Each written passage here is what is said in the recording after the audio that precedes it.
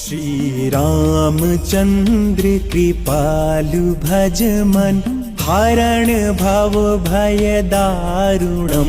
नव कंज लोचन कंज मुख, कर कंज पद कंजारुणम। श्री राम श्री राम। अयोध्या में नवनिर्मित राम मंदिर के गर्भगृह में प्रभु श्री राम विराजमान हो चुके हैं। यह सभी सनातनियों की 550 साल से चली आ रही लड़ाई की सबसे बड़ी जीत है। हमारे पूर्वजों के कठिन परिश्रम और बलिदान से हमें आज यह दिन देखने को मिला है। तो आज हम आपको ले चलते हैं अयोध्या की यात्रा पर और साथ ही जानेंगे राम मंदिर की विशेषताओं के बारे में। जैसे इस मंदिर का डिजाइन किसने बनाया, मंदिर कितने एकड़ में बना है, मंदिर की लंबाई चौड़ाई, स्वर्ण के द्वार, 2100 किलो का अष्ट धातु से बना घंटा, 5 सभा मंडप, टाइम कैप्सूल और सभी राम मंदिर से जुड़ी संपूर्ण जानकारी आपको हम देंगे। और साथ ही आपको अयोध्या के राम मंदिर कैसे जाएं और कहां से जाएं और वहां पे रहने की, खाने पीने की सभी व्यवस्था साथ ही वीडियो के अंत में बताएंगे। इस यात्रा में कितना खर्चा आएगा और संपूर्ण अयोध्या के दर्शन हम आपको इस वीडियो के माध्यम से कराएंगे। तो बने रहिए वीडियो के अंत तक। चैनल पे नए हो और सच्चे सनातनी हो तो वीडियो को लाइक और चैनल को सब्सक्राइब करके कमेंट में जय श्री राम जरूर लिखना। दोस्तों, हमारे सनातन संस्कृति और सभ्यता में अवध यानी अयोध्या हमेशा पूजनीय रही है और आज तो अयोध्या आपको नए स्वरूप में देखने को मिलेगी। लगभग 550 साल के लंबे इंतजार के बाद में प्रभु श्री राम का भव्य और दिव्य मंदिर बन चुका है। इस समय अयोध्या नगरी को दुल्हन के जैसा सजाया गया है। यहाँ के दिव्य नजारे और भव्य स्वरूप आपको भक्ति में सराबत कर देंगे। 25,000 हवन कुंडों के साथ में 22 जनवरी को दोपहर 12:29 पर प्रभु श्री राम की प्रतिमा की प्राण प्रतिष्ठा की गई है। दोस्तों, इस भव्य और दिव्य राम मंदिर का डिजाइन गुजरात के एक पत्थर श्रमिक समुदाय से संबंध रखने वाले चंद्रकांत सोमपुरा और उनकी टीम ने तैयार किया है। यह दिव्य राम मंदिर के लिए 70 एकड़ की नींव रखी है। इस मंदिर का निर्माण 70 एकड़ भूमि के उत्तरी भाग पर किया गया है। राम मंदिर 161 फीट ऊंचा, 380 फीट लंबा और 250 फीट चौड़ा बनाया गया है। राम मंदिर को 3 मंजिला बनाया गया है जो पारंपरिक नागर शैली से बना है। राम मंदिर में 392 स्तंभ और 44 द्वार है, जिसमें से 18 द्वार दरवाजों से युक्त है। इन 18 दरवाजों में से 14 दरवाजे स्वर्ण जड़ित है। राम मंदिर में 2100 किलो का अष्ट धातु से बना घंटा लगाया गया है। राम मंदिर में कुल 5 मंडप बनाए गए हैं, जिसमें से नृत्य मंडप, रंग मंडप, सभा मंडप, प्रार्थना मंडप, कीर्तन मंडप और मुख्य गर्भगृह है। मंदिर के खंभों और दीवारों में देवी देवताओं तथा देवांगनाओं की मूर्तियां उकेरी गई है। यह मंदिर 5 गुंबद वाला दुनिया का अकेला राम मंदिर है। राम मंदिर में प्रवेश पूर्व दिशा से 32 सीढ़ियां चढ़कर सिंह द्वार से होगा। सबसे खासियत वाली बात यह है कि इस मंदिर का निर्माण स्वदेशी प्राचीन तकनीक से हुआ है। राम मंदिर निर्माण में अभी तक 1100 करोड़ रुपए से ज्यादा खर्च हो चुके हैं और आगे लगभग 300 करोड़ रुपए से ज्यादा खर्च होने का अनुमान है। राम मंदिर जन्मभूमि की संपूर्ण अनुमानित लागत 1800 करोड़ रुपए की है और सबसे हैरानी वाली बात यह है कि ये सभी रुपए किसी ने नहीं बल्कि दुनिया भर के राम भक्तों ने दान में दिए हैं। राम मंदिर निर्माण में दुनिया भर के सभी राम भक्त सनातनियों ने 30 अरब रुपए से ज्यादा यानी 4.2 अरब डॉलर का चंदा दिया है। दोस्तों, राम मंदिर के नीचे तांबे का टाइम कैप्सूल रखा गया है। ट्रस्ट के मुताबिक अगर धरती पर कोई विनाश आ गया या सैकड़ों साल बाद भी इस कैप्सूल के जरिए अयोध्या और राम मंदिर की जानकारी हासिल की जा सकेगी। दोस्तों, इस पूरे राम मंदिर में कहीं पर भी लोहे का उपयोग नहीं किया गया है। यह संपूर्ण मंदिर और मंदिर परिसर राजस्थान के विशेष रूप से चयनित गुलाबी बंसी पहाड़पुर से बलुआ ग्रेनाइट पत्थरों से तैयार किया गया है, जिन पत्थरों की आयु 700 से 1000 मिलियन वर्ष के बीच है। इसी वजह से यह मंदिर 1000 साल से भी ज्यादा साल सुरक्षित रहेगा। दोस्तों, राम मंदिर में 400 किलो का ताला लगाया गया है और राम मंदिर में 108 फीट की धूप बत्ती भी लगाई गई है। दोस्तों, बात करते हैं राम मंदिर के गर्भगृह में विराजमान रामलला की प्रतिमा की। दोस्तों, मंदिर में विराजमान प्रतिमा में भगवान राम के 5 वर्ष के बाल स्वरूप को दर्शाया गया है। दोस्तों, रामलला की प्रतिमा कर्नाटक के मैसूर में खुदाई के दौरान प्राप्त हुई 5 अरब साल पुरानी श्यामल रंग की कृष्ण शिला से बनाई गई है, जिसे मैसूर के शिल्पकार अरुण योगीराज ने बनाया है। रामलला की 51 इंच की लंबी प्रतिमा का निर्माण किया गया है और यह प्रतिमा कमल के पुष्प के ऊपर खड़ी है।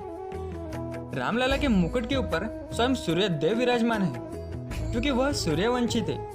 इसके अलावा प्रतिमा के ऊपर ओम, चक्र, गदा, शंख आदि सनातन के प्रतीक बनाया गया है। इसके अलावा प्रतिमा में भगवान विष्णु के दशावतार यानी एक स्तंभ पर मत्स्य, कुर्म, वराह, नरसिंह और वामन अवतार है। वही दूसरे स्तंभ पर परशुराम, राम, कृष्ण, बुद्ध और कल्कि अवतार के चित्रण से दर्शाया गया है और प्रतिमा के चरणों में हनुमान जी को बिठाया गया है, जो उनकी सबसे प्रिय जगह है, और दूसरे चरणों में विष्णु जी के वाहन गरुड़ जी को भी बिठाया गया है। श्यामल रंग की यह मूर्ति लगभग 4.25 फीट और इसका वजन लगभग 200 किलो का है। दोस्तों, राम मंदिर की नींव की मिट्टी 2587 पवित्र स्थानों से लाई गई है, जिसमें केदारनाथ, बद्रीनाथ, गंगोत्री, यमुनोत्री, हल्दी घाटी और स्वर्ण मंदिर जैसे पवित्र स्थान शामिल है। तो चलिए दोस्तों, अब हम बात करते हैं कि राम जन्मभूमि अयोध्या तक कैसे पहुंचे और कहाँ जाए। सबसे पहले बात करते हैं ट्रेन की। यहाँ तक आने के लिए ट्रेन एक सबसे सस्ता और अच्छा तरीका है।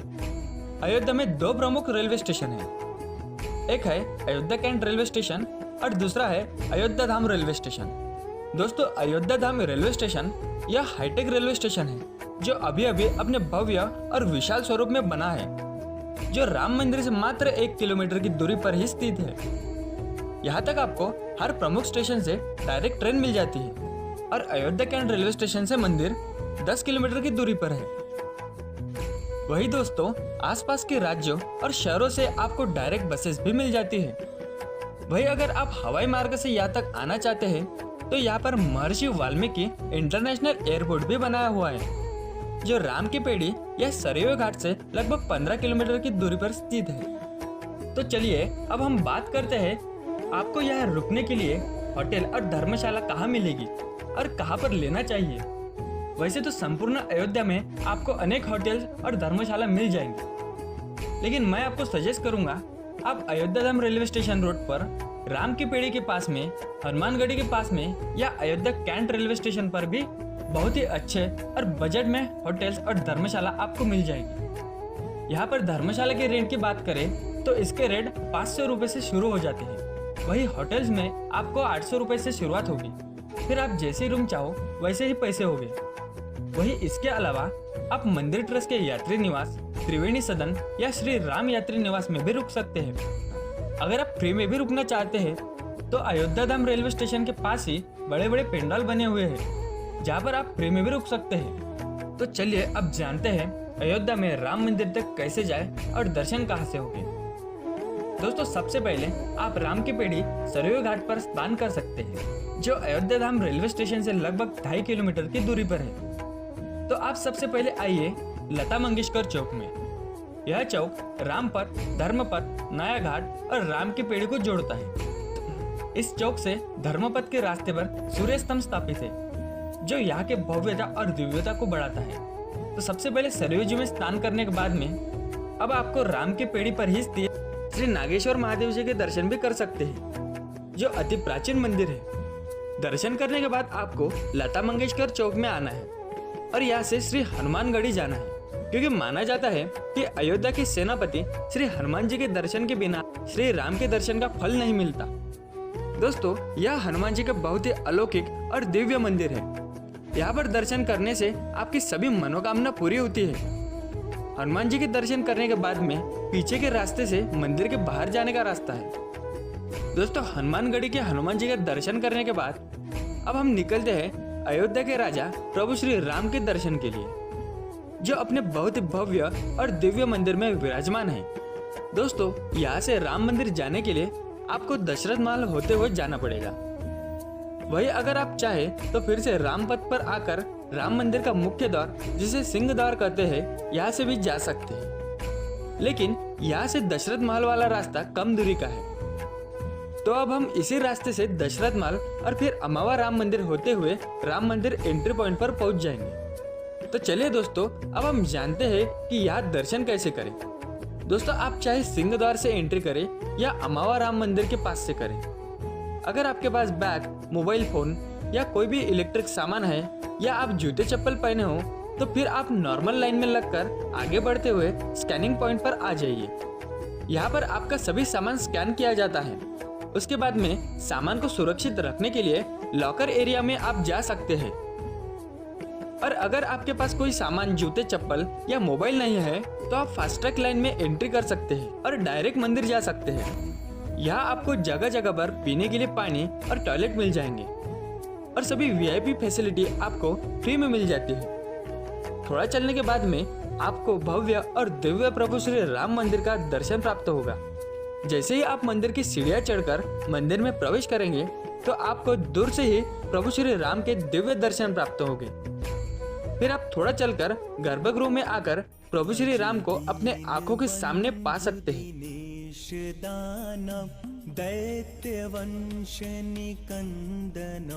रामलला के इस दिव्य मुस्कान और मन को मोहित कर देने वाली आंखों को देखकर आपके नेत्र भर आएंगे। सच में बहुत ही प्यारी और मधुर मुस्कान है जिसे देखकर मन को सुकून मिलेगा। दोस्तों, यहाँ पर रामलला के दर्शन आपको 20 से 30 मिनट में हो जाएंगे और अगर आप छुट्टी के दिन आते हो तो आपको यहाँ ज्यादा समय लग सकता है।